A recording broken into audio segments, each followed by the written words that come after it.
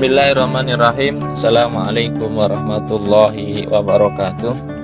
Alhamdulillahirabbil alamin wassalatu wassalamu ala sayyidina Muhammadin wa ala alihi wa ashabihi ajma'in, amma ba'du. Alhamdulillah, kita sekarang melanjutkan sesi yang berikutnya, kuliah yang kedua tentang apa pengertian Al-Qur'an. Lalu kemudian nanti akan kita bahas juga nama-nama lain dari Al-Qur'an ya. Juga garis-garis besar kandungan Al-Qur'an. Juga tentang pengertian wahyu dan ilham ya. Baik, untuk pengertian Al-Qur'an dalam pengetahuan kita secara umum, mungkin ketika Anda ditanya Al-Qur'an itu apa? Mungkin Anda akan menjawab Al-Qur'an itu ya kitabnya umat Islam yang diturunkan dari Allah melalui malaikat Jibril kepada Nabi Muhammad dan untuk seluruh umatnya. Tapi dalam kajian-kajian yang lain, di dalam pendapat para ulama, mungkin harus jelas ya. Karena kalau Anda hanya mengatakan ya, wahyu yang diturunkan kepada Nabi Muhammad, itu nanti akan ada beberapa macam ya. Jadi nanti tidak bisa disebut Al-Qur'an cuma seperti itu.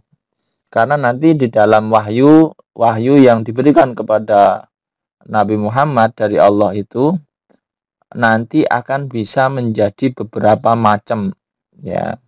Ada yang menjadi Al-Qur'an, ada juga yang menjadi hadis qudsi. Nanti akan kita bahas. Nah, kita kembali lagi ke bagaimana ulama-ulama mendefinisikan Al-Qur'an ya. Misalkan di dalam tafsir Al-Wasidnya Syekh Tontowi misalnya. Beliau mendefinisikan begini. Wal Qur'an wa kalamullah al-mu'jiz. Nah, jadi kalamullah yang memiliki sifat mukjizat ya. Yang diturunkan kepada Nabi Muhammad sallallahu alaihi wasallam, yang ditulis di dalam mushaf ya, yang kemudian disampaikan secara mutawatir. Mutawatir itu tadi bersanad ya, disampaikan secara bersanad. Al-muta'abbad bitilawatihi, yang bernilai ibadah bagi membacanya. Ini maksudnya, definisi singkatnya begini. Jadi kalamullah yang diturunkan kepada Nabi Muhammad, yang ditulis di mushaf, yang ditransfer ke para sahabatnya dan kita semua itu secara mutawatir ya, secara maksudnya apa ya, mutawatir itu bersanad tadi ya, tidak ada yang terputus dari jaringan penyampaian ini. Jadi misalkan Anda ikut di kelas saya, misalnya Anda ikut di kelas saya, hadir di kelas saya, maka apa yang saya sampaikan kepada Anda itu mutawatir, bukan seperti rekaman. Kalau rekaman ini tidak mutawatir. Kenapa? Karena rekaman ini bisa jadi mengalami editing ya, pemotongan di tengah, karena akan terjadi, bisa diedit. Tetapi kalau Anda hadir langsung, itu mutawatir. Tapi kalau seperti ini rekaman ini mungkin ya dikatakan mutawatir tidak, tapi salah juga tidak ya. Nanti ada kelas-kelas ininya. Lalu kalau membaca Al-Qur'an itu dinilai ibadah. Sementara membaca wahyu-wahyu yang lain itu tidak dinilai ibadah. Ya mungkin maksudnya seperti kitab-kitab yang lain lah yang diturunkan kepada nabi-nabi yang lain itu tidak bernilai ibadah membacanya. Ini perbedaan Al-Qur'an dengan kitab yang lain. Jadi umat Islam itu memang diberi kemudahan untuk akselerasi ya. Jadi baca kitabnya saja itu mendapatkan pahala. Apalagi dia mau memahami lalu mengamalkan dan mengajarkan, itu sangat luar biasa. Lalu kemudian di dalam di dalam kitabnya Syekh Sa'rawi ya, Al-Qur'an wa kalamullah al-qadim ya, Quran itu ya kalamullah yang qadim. Qadim itu yang azali ya. Nanti sifat-sifat Allah itu kan qadim ya, termasuk kalamnya ya qadim. Jadi sesuatu yang qadim. Nanti di dalam ilmu tauhid atau ilmu kalam Anda bisa memahami tentang ini ya. Jadi tidak ada laisa fil kutubi samawiyah aqdamu minhu wal muraduna apa min ba'di dzikr dan sebagainya. Macam lah. Jadi tidak ada kitab yang seperti Al-Qur'an ini karena Quran ini nilainya adalah qadim ya. Lalu bagaimana keberadaan Al-Qur'an itu sebagai mukjizat? Anda bisa pahami bahwa Al-Qur'an itu mukjizat. Di mana sisi kemukjizatannya? Al-Qur'an itu memang mukjizat yang abadi karena selagi orang bisa menggunakan akalnya, maka dia akan bisa menilai kehebatan Al-Qur'an. Tetapi kalau orang nggak mau membuka akalnya, tidak mau menggunakan akalnya, ya dia menganggap itu biasa saja. Berbeda dengan mukjizat-mukjizat Nabi yang lain ya. Mukjizat-mukjizat Nabi yang lain itu tidak berlangsung lama. Maksudnya hanya sekali pakai. Sekali pakai. Misalkan tongkatnya Nabi Musa bisa dibuat membelah laut itu ya cuma sekali. Setelah itu nggak bisa lagi. Ya, bisa menjadi berubah jadi ular ya cuman sekali itu. Setelah itu nggak jadi lagi. Jadi memang mukjizatnya Al-Quran ketika Anda menggunakan akal, cobalah buka pikiran Anda betapa nanti Al-Quran itu sangat-sangat luar biasa dalam rangka melawan orang-orang yang barangkali punya logika, orang-orang yang waras. Itu kalau membaca Quran kok tidak sadar, itu bisa jadi memang akalnya mungkin tertipu. Logikanya sudah tertipu. Nanti logika yang lain Anda coba baca Quran. Betapa dalam Al-Quran itu kita diajarkan untuk menggunakan akal, tetapi tentu dalam rangka Anda bisa memahami memahami keberadaan Allah lah, kira-kira begitu. Nah, lalu apa yang menjadi kandungan pokok di dalam Al-Quran atau gini, apa nama-nama lain ya, nama-nama lain dari Al-Quran. Nanti di dalam Al-Quran itu kan punya nama lain ya, ada disebutkan dalam Al-Quran sendiri barangkali disebutkan kadang Al-Quran ya disebutnya Alkitab ya, misalkan di dalam awal surat Al-Baqarah itu yang jelas ya. A'udzubillahi minasyaitonirrajim. Bismillahirrahmanirrahim. Alif lam mim. Dzalikal kitabu la raiba fi. Ya. Jadi kadang-kadang disebut Alkitab. Ya nanti makanya kita tidak bisa memaknai secara terjemahan saja seperti ini. Maka Anda harus tahu siakul kalamnya. Kadang kitab itu dimaknai kitab yang lain juga bisa. Tergantung nanti bagaimana itunya, ritme pengucapannya. Disebut Quran ya mungkin di dalam surat Waqiah itu Anda bisa lihat ayat 77 ya. Disebut juga kalam, disebut juga nur, disebut juga hudan misalkan, rahmah, furqan, syifa, mauidhah misalkan, zikra, nah, misalkan karim, ali misalkan, hikmah, hakim, muhaimin dan sebagainya ya. Ada juga Al-Qayyim dan sebagainya, macamnya nama-nama itu. Nanti Anda bisa pahami. Kadang-kadang penggunaan itu tentu ada hikmahnya lah ya. Mungkin Anda bisa mengatakan pada posisi tertentu lah. Kadang misalkan gini contoh, apa sih gunanya nama lain?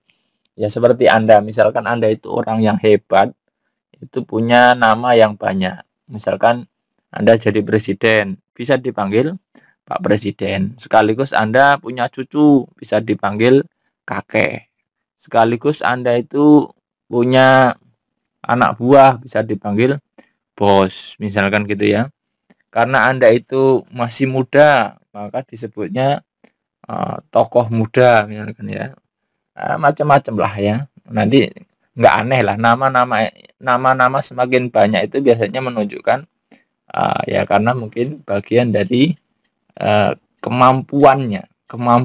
Kalau nama sudah banyak ya bisa jadi misalnya pembaharu, pembela, disebut pujangga, disebut budayawan, disebut kiai, disebut tokoh, disebut pahlawan ya, karena barangkali karena kemampuannya di mana-mana. Ini contoh betapa Al-Qur'an itu ya luar biasanya begitu sampai nama-namanya itu memiliki beberapa nama yang banyak. Lalu apa isi kandungan, pokok-pokok kandungan dalam Al-Qur'an? Tentu ya kalau dalam Al-Qur'an itu banyak sekali ya. Kandungan utamanya tentu akidah, ya akidah itu biasanya tentang mengajak Anda untuk mengimani bahwa Allah itu esa, Allah itu satu, ya.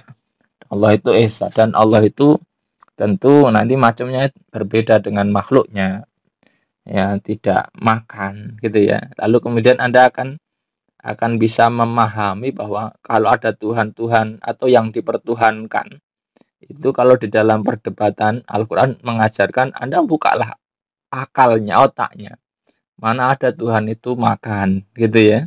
Nah, sebagian kan orang-orang mempertuhankan sesuatu yang masih makan gitu kan. Ada juga malah mempertuhankan sesuatu yang tidak bisa bicara, tidak tidak bermanfaat, tidak bisa menolong dirinya, kan aneh. Makanya kalau orang waras pakai logika yang waras, betapa dia akan tunduk betul betapa Al-Quran itu mengajarkan kita waras gitu ya. Secara akidah itu harus waras. Nah, contoh misalkan kenapa kok Tuhan itu cuma satu, enggak dua, enggak tiga, enggak sebanyak-banyaknya gitu kan. Ya tentu Anda bisa bayangkan punya juragan itu kalau satu itu mungkin masih enak melayani. Tapi kalau Anda punya juragan tiga misalkan, Anda sebagai hamba nih dari juragan tiga, Anda bisa mungkin stres ya. Anda cobalah punya pimpinan yang 3 atau 4 atau 5 atau 7. Itu mungkin kalau masing-masing bisa menyuruh Anda dengan kemampuan wewenangnya, maka Anda bisa akan mengalami stres. Coba kalau pimpinannya satu, Anda disuruh colong kamu pergi ke utara, cukup ke utara. Tapi kalau punya pimpinan 5, masing-masing ada yang mengatakan kamu ke utara, yang satu lagi kamu ke utara tapi agak ke timur, yang satu bilang kamu ke selatan agak ke barat, ya kamu mana yang harus dijalankan, kan jelas akan terjadi benturan. Nah, apalagi misalkan dalam mengelola alam semesta ini, kalau Tuhannya banyak mesti akan berantem, kan nggak lucu. Masa Tuhan berantem? Ya kalau Tuhan berantem ya tentu kiamat itu sudah terlalu cepat gitu ya, ya dan sebagainya. Maka tidak absolut kekuasaannya parsial dan sebagainya.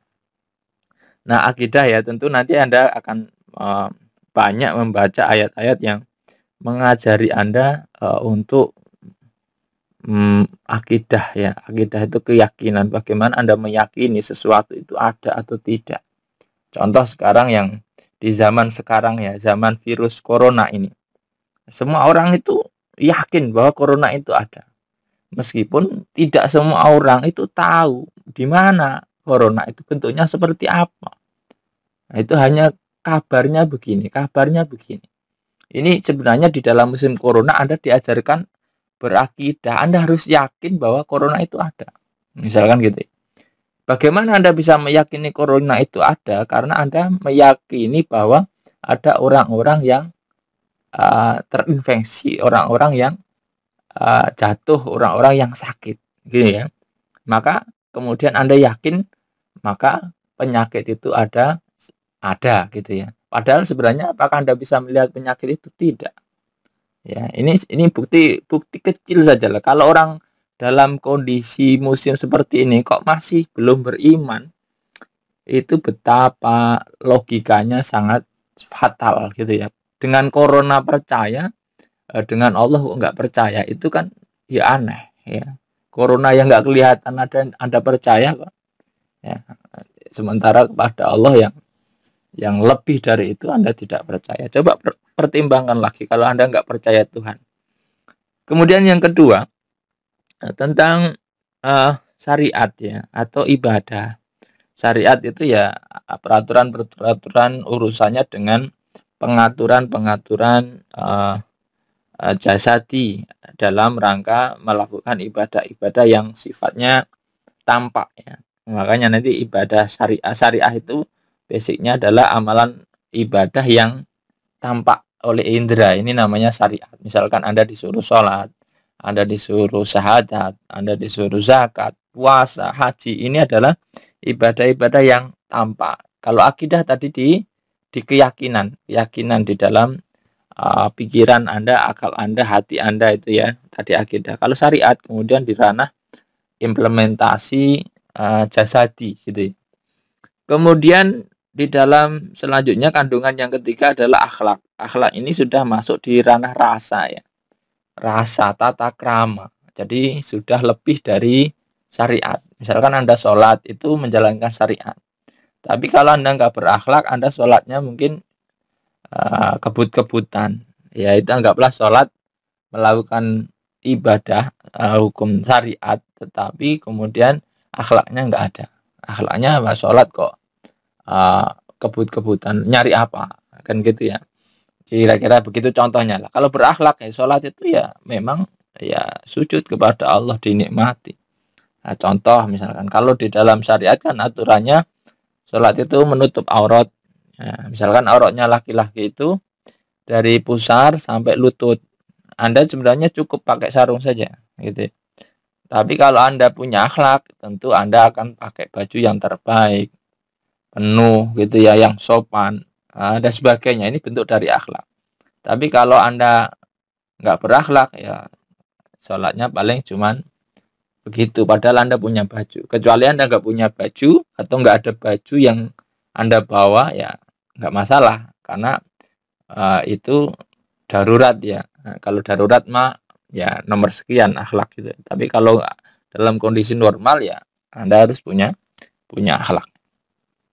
Kemudian yang keempat adalah aspek hukum ya. Hukum jelas ya. Nanti dalam Al-Quran ada yang langsung hukum. Nah, hukum-hukum seperti ini nanti akan ada istilahnya nanti nasah dan mansuh ya.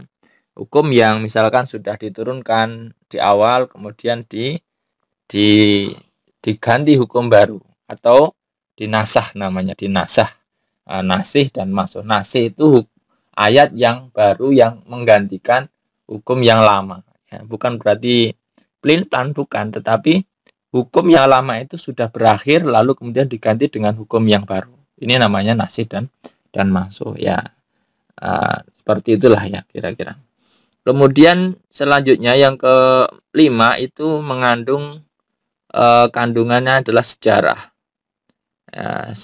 Ya, sejarah misalkan Anda bisa mempelajari sejarahnya Nabi Adam, sejarah manusia, sejarah penciptaan langit dan bumi, sejarah sejarahnya Nabi Yusuf dan macam-macam, sejarahnya Musa. Betapa ketika Anda baca Quran akan diajari ya semua kandungan itu. Unsur sejarah masuk, unsur pendidikan masuk, unsur akhlak masuk, unsur syariat masuk ya dan sebagainya. Pokoknya kalau Anda baca lengkap itu nanti akan ada komplit lah kira-kira begitu. Tidak hanya perintah saja, tidak hanya ini saja dan sebagainya. Kemudian juga ada dorongan ya. Dorongan untuk berpikir tentu ada. Al-Quran sering menyinggung afala taqilun, afala tatafakkarun. Pokoknya Anda disuruh untuk mampu menganalisa gitu ya. Menganalisa supaya apa? Supaya Anda itu bisa menikmati Al-Quran itu kalau Anda mampu menggunakan daya analisa.